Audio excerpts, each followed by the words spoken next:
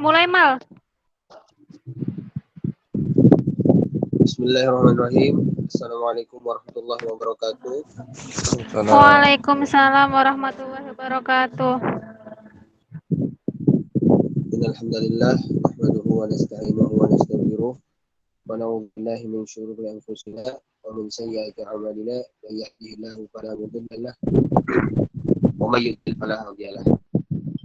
La ilaha illallah wa asyhadu anna Muhammadar Rasulullah sallallahu alaihi wasallam wa ala alihi wa ashabihi wa tabi'in wa tabi'it tabi'in wa man tabi'ahum bi ihsan ila yaumil amma ba'd. Alhamdulillah, yang pertama-tama mari kita panjatkan puja dan puji syukur kita kehadirat Allah Subhanahu wa taala karena berkat kudrat dan iradahnya sehingga mampu mengizinkan kita bertemu kembali pada pelajaran kita fikih kelas 11 bab 7 yaitu tentang materi perceraian ya. Jadi nanti kita akan membahas macam-macam bahasan perceraian di dalam fikih Islam. Ada khuluk, ada fasak, ada iddah, ada rujuk, dan lain sebagainya yang nanti akan kita bahas dalam pertemuan kita kali ini. Sebelum kita mulai pelajaran kita pada hari ini, Bapak akan absen terlebih dahulu ya. Mohon dijawab kehadirannya. Nurul Rizki ada? Ada, Pak. Khalil ada ya, Khalil? Hadir. Malik, ada Malik? Ada ya, cuman nggak ada suaranya, baik.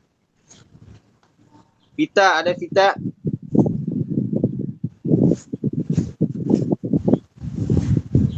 Ada suaranya doang itu. Iya, baik. Nah, untuk itu, sebelum kita mulai pelajaran, mari kita berdoa. A'udzubillahi minasyaitonir rajim. Bismillahirrahmanirrahim. Rabbi shrah li sadri wa yassir li amri wahlul 'uqdatam min lisani yafqahu qawli. Amin ya rabbal alamin. Baik, kita masuk ya pada materi kita tentang perceraian. Arti perceraian itu apa sih? Perceraian dalam bahasa fikih itu dikenal dengan istilah talak ya, atau diambil dari kata talaq.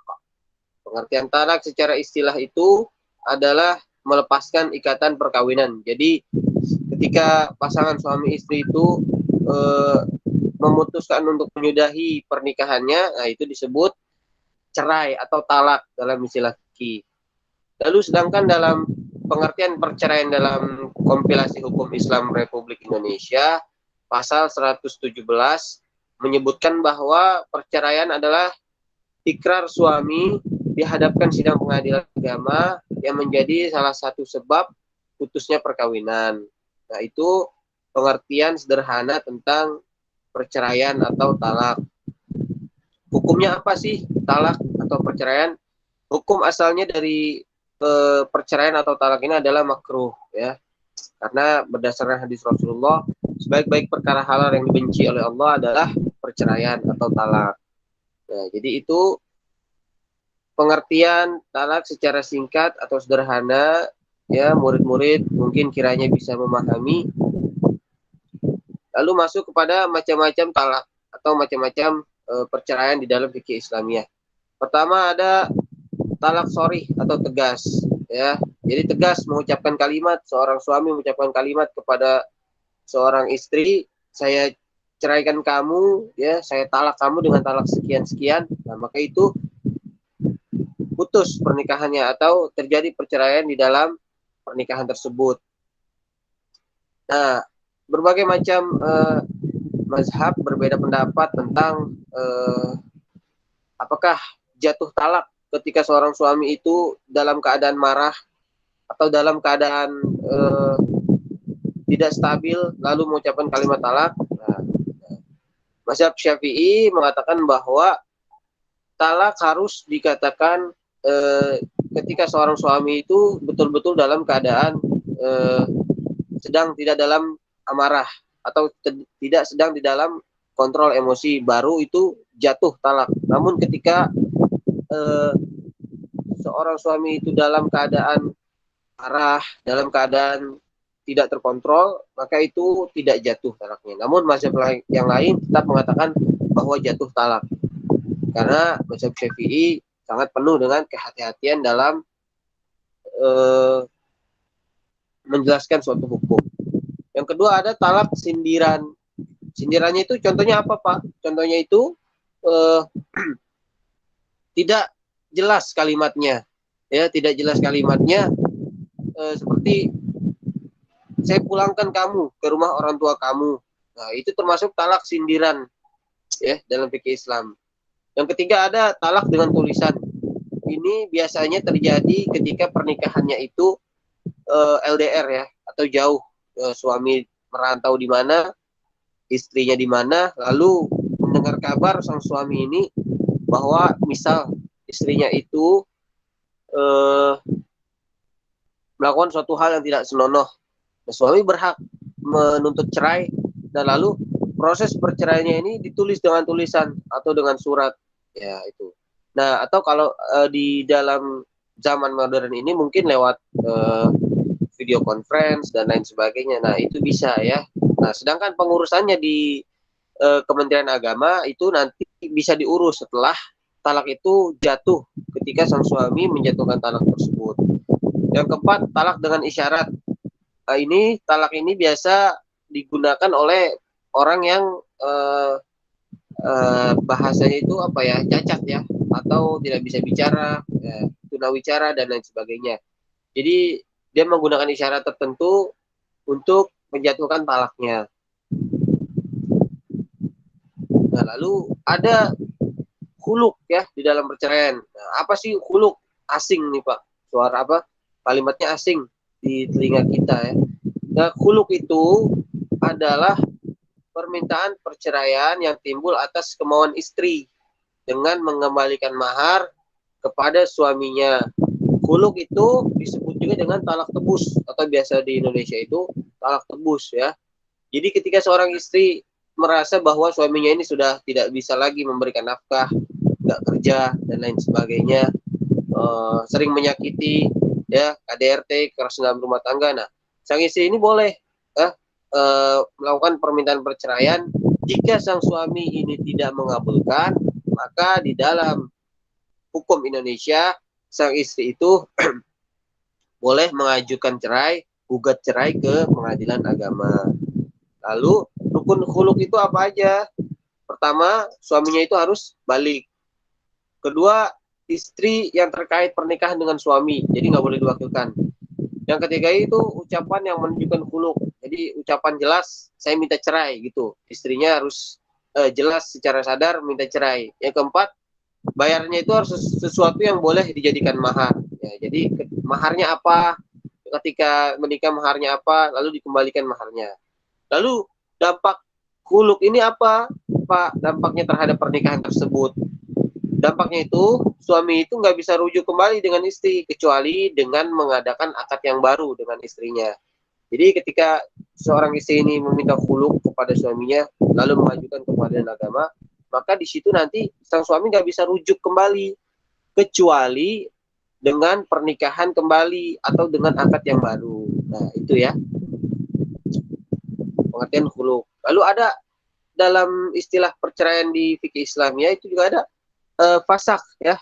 Fasak itu batal ya. Pemisahan pernikahan yang dilakukan hakim dikarenakan alasan tertentu ya atau diajukan salah satu pihak dari suami ataupun istri yang bersangkutan. Istri atau suami menuntut cerai ke pengadilan. Ini disebut fasak. Kalau tadi khuluk dengan mahar, dibayar dengan mahar awal untuk istri. Nah, kalau fasak itu berlaku untuk suami dan istri. Menuntut cerai, istri menuntut cerai atau suami menuntut cerai ke pengadilan itu disebut fasak atau membatalkan pernikahan. Sebab-sebab fasak apa aja, Pak? Sebab-sebab fasak itu pertama murtad. Misalnya salah satu pasangan itu murtad ya.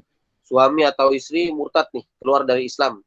Nah, itu boleh seorang suami atau istri mengajukan fasak atau membatalkan pernikahan kepada istrinya atau suaminya. Jadi nggak bisa karena saya sudah terikat pernikahan nih, saya mau mempertahankan pernikahan saya.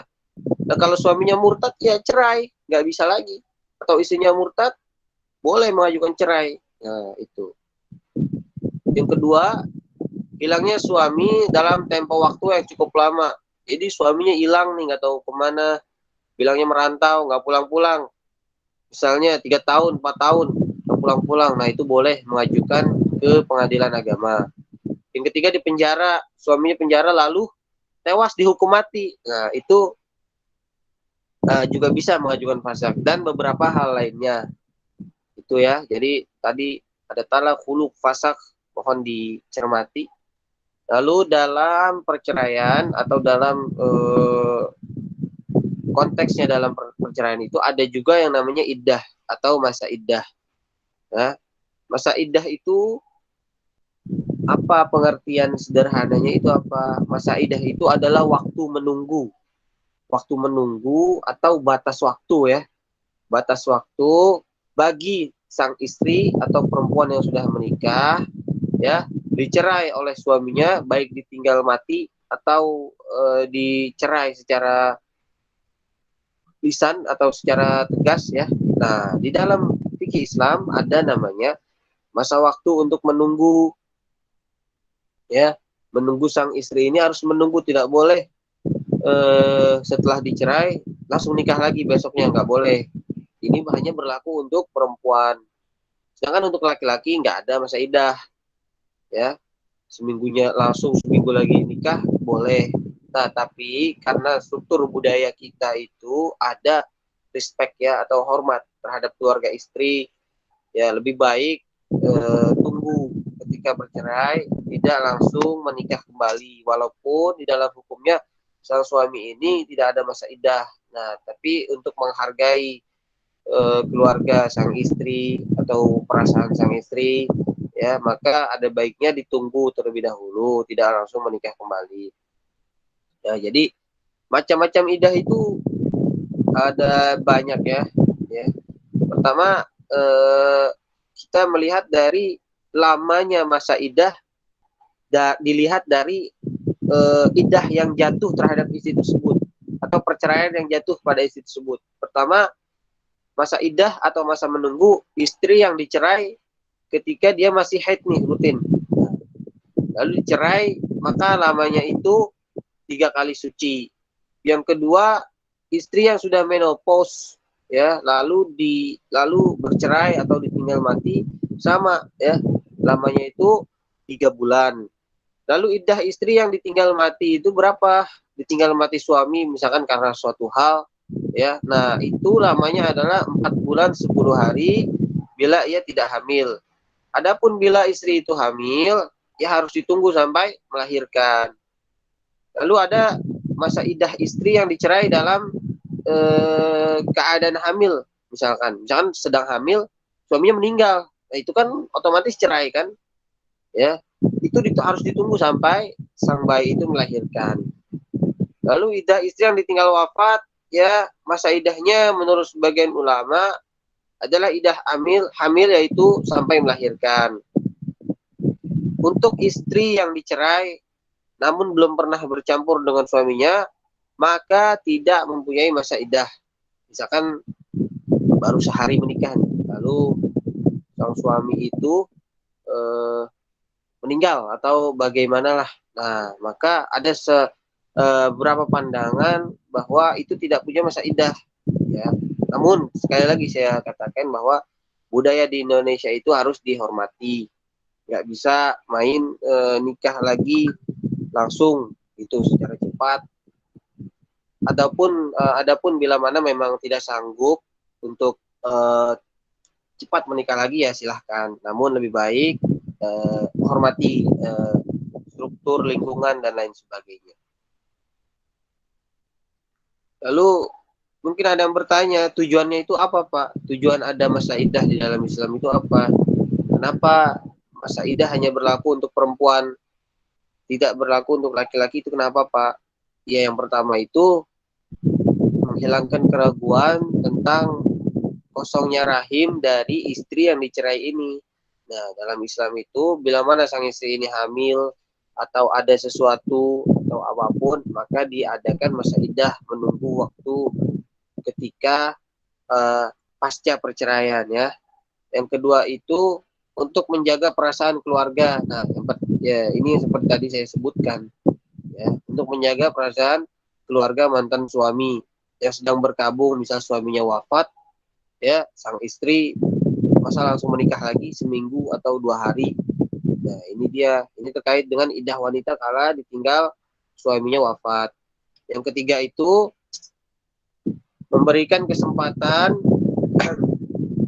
kepada suami istri itu untuk berpikir kembali bila mana ingin rujuk ya. Ini talaknya talak 1 atau talak 2 ya. Kalau talaknya itu talak yang tinggi itu nggak bisa rujuk kecuali dengan nikah kembali atau harus sang istri ini harus menikah dengan suami yang lain. Ini talaknya talak 1 atau talak 2. Memberikan kesempatan kepada suami istri untuk berpikir kembali bila mana ingin rujuk ya, ingin merajut kembali pernikahan. Nah, itulah tujuan masa iddah di dalam fikih Islam. Lalu ada rujuk ya. Rujuk itu apa? Ini slide terakhir ya. Rujuk itu apa ya? Rujuk itu adalah kembalinya suami kepada istrinya yang telah dicerai ya, bila istrinya masih dalam masa iddah. Rujuk itu juga hanya bisa dilakukan ketika masih dalam masa iddah ya. Ketika sudah lewat dari masa iddah maka nggak bisa rujuk ya. Maka nggak boleh rujuk. Hukum rujuk apa? Hukum asalnya. Hukum asal rujuk adalah boleh ya, boleh. Rukunnya apa? Rukun dan syaratnya. Pertama, sang istri sudah pernah dicampuri. Kedua, talak yang dijatuhkan adalah talak roja'i ya, talak 1 atau talak 2. Ketiga, masih dalam masa iddah. Untuk suami, jika ingin rujuk kepada seorang istri, ada pula syaratnya, rukun dan syaratnya. Pertama, masih dalam keadaan Islam ya, tidak murtad, tidak kafir dan lain sebagainya ya. Kedua, balik. Ketiga, berakal ya. Misalnya dalam waktu perceraian yang berapa bulan, suaminya ini menjadi gila ya, atau tidak waras lah. Nah, maka itu sang istri boleh berpikir-pikir tentang apakah rujuk atau tidak. Karena suaminya hilang akal misalnya. Ya. Lalu sang keluarga mau rujuk kembali nih. Nah, itu sang istri boleh berpikir kembali untuk tidak rujuk dengan suami yang mentalak dirinya. Yang terakhir itu tidak dipaksa. Rujuk itu nggak boleh ada paksaan ya, kembalinya suami istri dalam bahtera pernikahan tidak boleh dipaksa oleh pihak manapun, tidak boleh dipaksa untuk agenda-agenda tertentu ya, itu tidak boleh ya. Nah, jadi itu materi kita pada hari ini tentang perceraian, tentang talak, uluk, fasakh, iddah ya, rujuk. Nah, itu semua adalah bagian dari perceraiannya atau fikih talak. Nah, jadi kesimpulannya itu adalah bahwa perceraian di dalam hukum Islam itu hukumnya sebenarnya makruh ya. Makruh. Ada hadis Nabi, sebaik-baik perkara yang halal yang dibenci oleh Allah adalah talak atau cerai. Maka saya harapkan murid-murid semua bisa memahami konsep perceraian ya, untuk memahami konsep ini dalam rangka mengimplementasikan di dalam kehidupan sosial di masyarakat. Sekian ya materi kita pada hari ini. Nanti silahkan dilanjut mengerjakan soal yang sudah saya kirimkan. Sebelum saya tutup, ada pertanyaan? Nggak ada, Pak. Cukup, Nggak ada ya? Cukup ya? Pak. Ya, Pak. Ya, terima kasih. Terima kasih. Saya akhiri. Subhanakallahumma wa bihamdika asyhadu an la ilaha illa anta astaghfiruka wa atubu ilaik. Assalamualaikum warahmatullahi wabarakatuh. Waalaikumsalam warahmatullahi wabarakatuh.